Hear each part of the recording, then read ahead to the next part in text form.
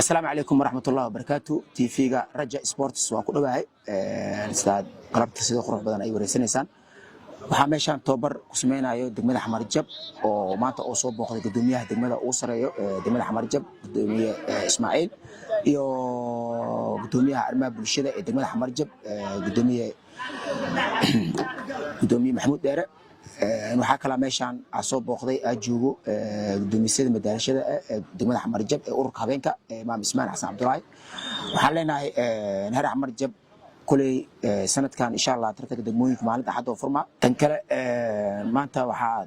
degmada Xamar Jab la idmay inaan ka naqdo gudoomiyaha sportska degmada Xamar Jab aan meeshaan aan mahad gaar ah u mahad celinayaa horta Ilaahay subhanahu wa ta'ala tan xigtani waxaa meeshaan mahad gaar ah ugu dareeyaa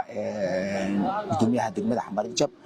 gudoomiye Ismaaciil iyo konsulkiisa dhamaan waxaan leeyahay waa maasintiin sida aad igu imateen sportska. waxaan rajay doonaa insha Allah ano oo aan gudoomiye sports ahayn waa shaqeynay haddana waa shaqeyn doonaa insha Allah billahi karim wax walba oo karaankeyga waa qaban doonaa insha Allah billahi karim sanadkan waxaan rajay doonaa in aan tartanka meel fiican